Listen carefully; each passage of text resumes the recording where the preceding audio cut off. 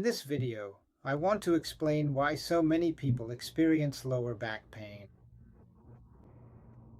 Hi, it's me again, Gary Kaufman, certified neuromuscular therapist, specializing in the strain counter-strain technique, practicing in Santa Monica, California.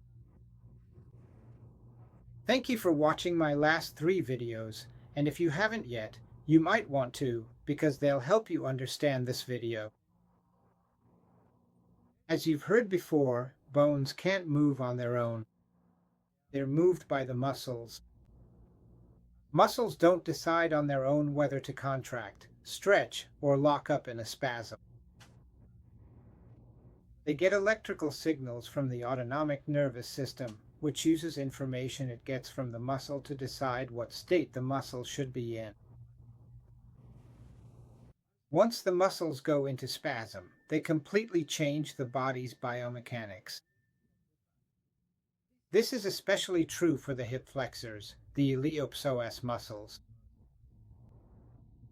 One side of this muscle is on the right side of the spine, and the other is on the left.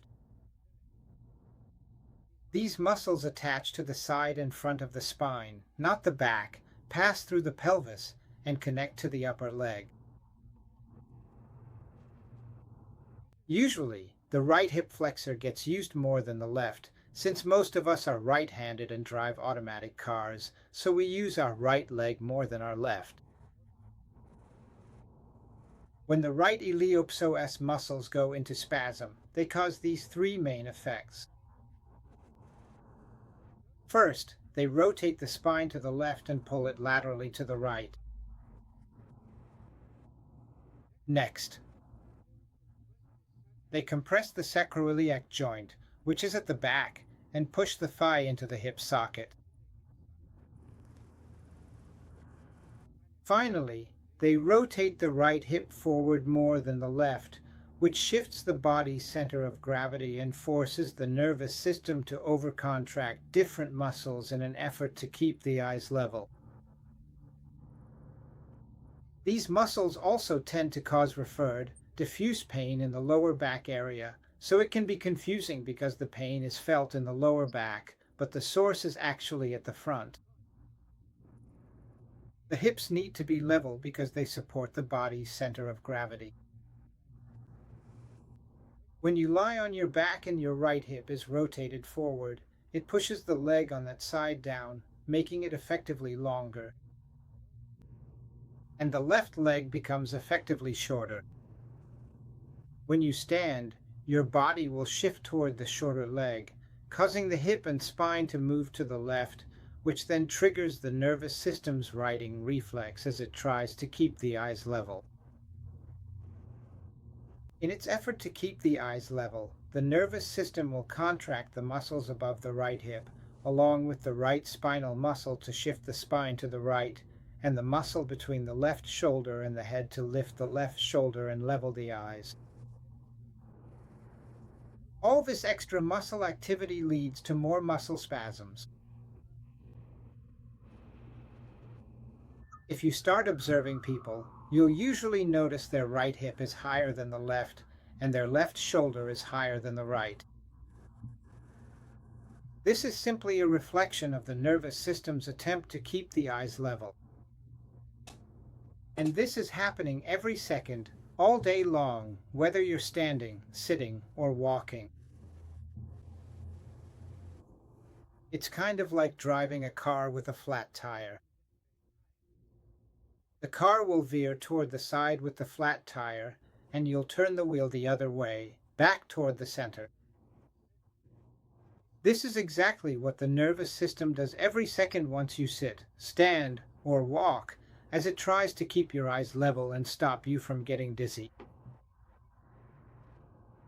When your hips aren't level, any extra physical or sports activity will speed up the dysfunction and make the symptoms show up sooner.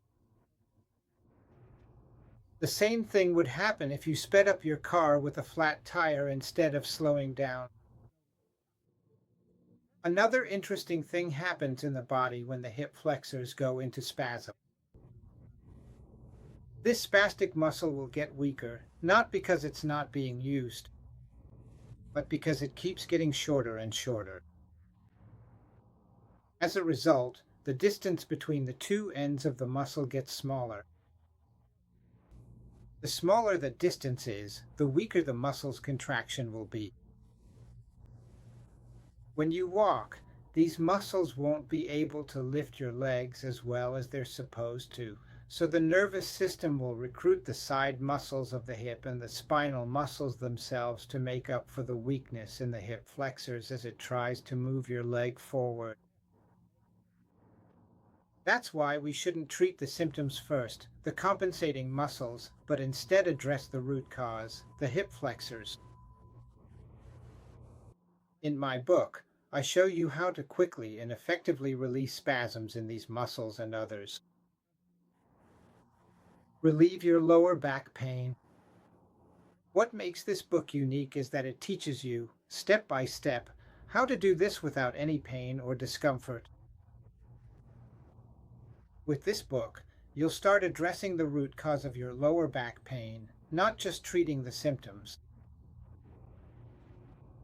By using the technique described in this book, you'll follow the structure of your nervous system to correct your body's biomechanics instead of just chasing your pain.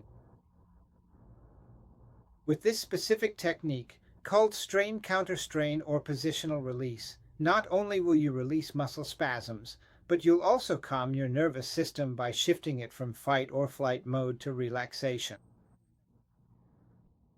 Ultimately, by practicing the technique explained in my book, you can take back control of your lower back pain and no longer feel helpless or confused. By this book, practice this technique and start expanding your comfort zone, regain the ability to do the things you miss, and enjoy a life free from lower back pain. Thank you again for watching this video, and I hope it helped clear up some of the confusion and mystery you may have had about the all too common issue of lower back pain.